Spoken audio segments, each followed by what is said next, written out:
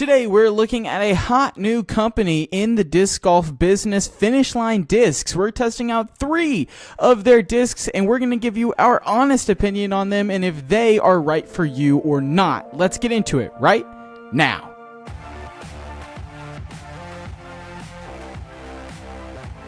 Welcome in, everybody, to the Chain Clankers Disc Golf Podcast. I am your host, Quentin Ferris, and I want to start this off by letting you know this episode is brought to you by Upper Park Disc Golf. Head over to Upper Park Disc Golf, use promo code CLANKERS10 at checkout, save yourself 10%. They've got some awesome new shift bags where you're getting a custom design on them, and they look really, really good. So definitely go check that out. Save your 10% on the best disc golf bags in the game. Today we are looking, like I said at the beginning, at Finish Line Discs. We're going to be looking at the Era, the Torque, and the Supra, and we're going to be deciding if these discs should make your bag or not. I threw all 3 of these pretty extensively out of the box, and I'm going to give my honest opinions on them, on if I like them or don't like them, and I'm going to talk about a disc that I happen to also be throwing that I think might be a better option.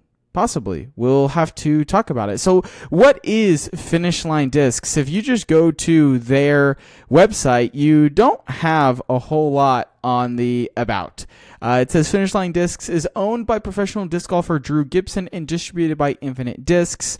Their discs are designed and manufactured in the United States of America with a focus on providing the absolute best discs in all of disc golf. That is a pretty weak about us, if I'm being perfectly honest. Not the most detail behind why they are the best or how they're made, just that they're infinite. And so when we look at their plastic type, they have forged plastic, which is their initial release of the Era, Supra, and Pace were in forged.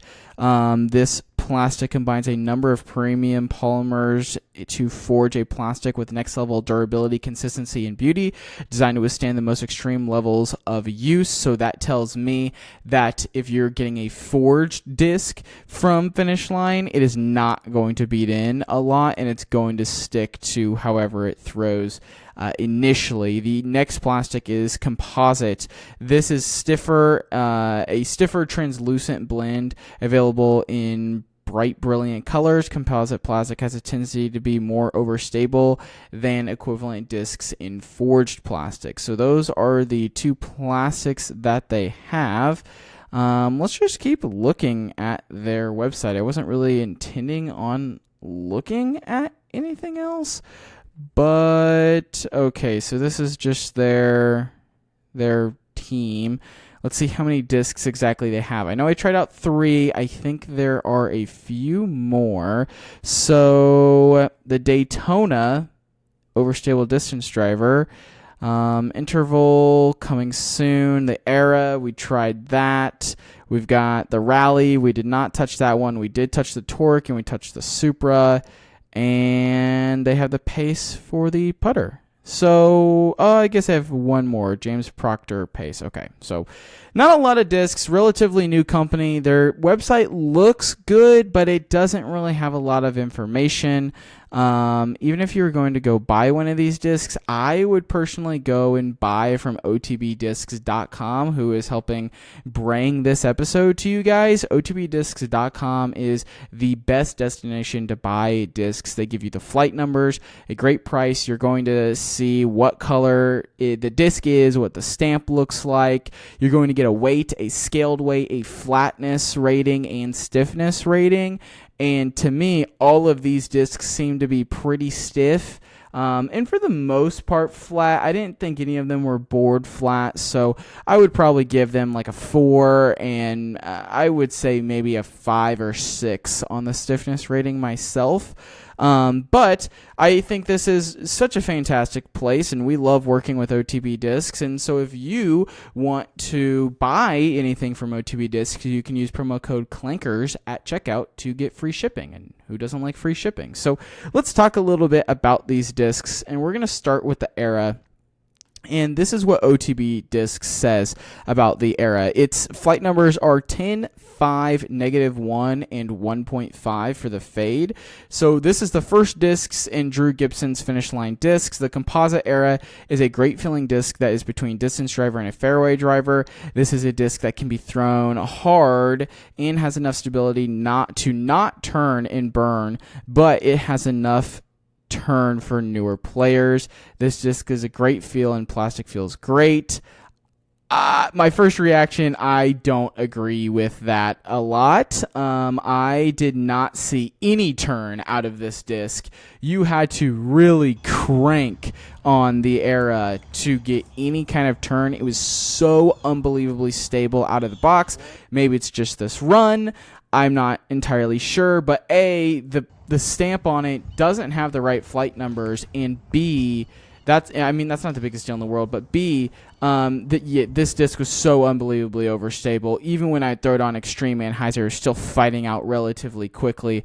I do not see how any new players or players under 900 rated could throw this disc and get turn and burn. I mean, you would have to throw it into the ground to get that. This disc was so unbelievably overstable. Now, the positive is if you want a disc that's going to be super overstable, then maybe this is for you. I don't think it's going to beat in super well over time. I feel like this company in particular, just from reading about them and throwing a little bit with them, is that they're not going to beat in a lot. What you're getting out of the box is mainly what you're just going to be getting. The next disc that we looked at was the Torque, and we have this in the forged plastic. And according to OTB, they said that the Torque from Finish Line Discs is an overstable fairway driver that is perfect for controlled shots where distance control is important, similar to the Eagle X from Innova. The Torque is great for both forehands and backhands where stability is important, perfect for headwinds. This mold can be ripped into a headwind without fear of it flipping. This is a disc that Drew Gibson has been throwing, and it is perfectly suited for power players like him. For newer players, this will be a great overstable disc to attack the green and navigate fairways. It is a disc that is easy to throw flex shots and pure hyzers. When you look at the flight numbers, it's coming in at 8.40, 2.5 for the fade. So this is overstable, and I would agree that this is a good disc to throw into a headwind. I can definitely understand that for sure, but for me, again, I just wasn't really loving it. I think out of the box, it is so unbelievably stable that if you're not throwing it into a headwind, I'm not really sure why you're throwing it. Again, I'm looking at this from the perspective of if you're 900 rated or below, does this disc actually help you? I think the answer is no. We can talk about it a little bit more, but to me, I don't like how this fits in my hand. The rim is it's very hard, and it's a very quick decline in angle of the rim, and it just doesn't fit my hand very well. Now for forehand, I can kind of see it, but again, I don't know, it doesn't fit in my hand very well. Maybe it fits in your hand well, but when I was throwing this, I was feeling like I was throwing it relatively as far as the Era, and it just wasn't really doing it for me. Nothing about throwing this disc had me excited to be like, oh yes, this is something I have to put in my bag. Now, if I'm going out and I know it's going to be a very heavy headwind day or a heavy wind day, maybe this is something that I would put in my bag because I know it is stable and I know I can trust it. You're not getting any flip out of it. So it does have its advantage that it is going to be good in the wind, and a lot of my test was in a headwind today. But overall, I just wasn't leaving throwing this disc feeling super excited about it and like, yes, this can be a workhorse for me. I can use this a lot. And I feel like in other videos and other discs trying out, I feel like I could use said disc a lot. And I know the last one we talked about was the Drift, and for that disc in particular, I feel like I would use that a lot more than this Torque in the Era. So far, to me, both of those discs, you're throwing extreme hyzers with them, or you're really going into a headwind because there's so much stability, which really threw me a surprise for this Supra. I was expecting the same thing. Its flight numbers are 5501, and according to OTBDiscs.com, Drew Gibson is known for bombs with slow discs, particularly mid-rangers. This mold is perfect to handle power, yet stay straight at most speeds. This is a disc that can be used for tons of shots by players of many different skill levels. From pros like Drew Gibson himself all the way to newer players, think of the Supra as a shorter flying era that can shred the tightest of fairways. So to me, I felt like maybe I was just throwing it very poorly then based on that description and the flight numbers. But to me, I just felt like I kept turning and burning this disc. This Supra, this mid-range, I felt like that is what I was really putting into the ground. I wasn't getting a lot of stability out of it, even when I was throwing it more off camera and I was trying to just not put as much on it. When I put less on it, that's when I would get a little bit of straighter to overstable flight, but I obviously wasn't getting it to go as far. So for me also, this just does not fit well in my hands. Maybe it's just the forged plastic, but the disc feels a little bit large. I feel like I have to put it in a different way than maybe I normally hold it for it to be comfortable in my hand. But to me, this is just a mid-range that is mid at the end of the day. It's not really something I am looking to throw. I didn't feel like I could get any kind of consistent shot out of this. Even when I was trying to throw it on a hyzer, I would still end up going to get a lot more turn than I would have wanted. So for me, not really feeling the Supra. And so far, I'm not really feeling any of these discs from Finish Line. And I'm just being honest with you guys. When I threw these discs, I didn't have fun. I didn't really like them. They felt too overstable and then not stable enough. And I don't see how newer players can have success throwing these discs. Maybe they have better form than I do, or they are in a better situation than I was. But for me, these discs are overstable. So they have their purpose. They do. Their purpose is if you are throwing a shot to the left, if you need a tight approach, if you are facing a strong headwind, yeah, sure, I can see throwing all of these discs.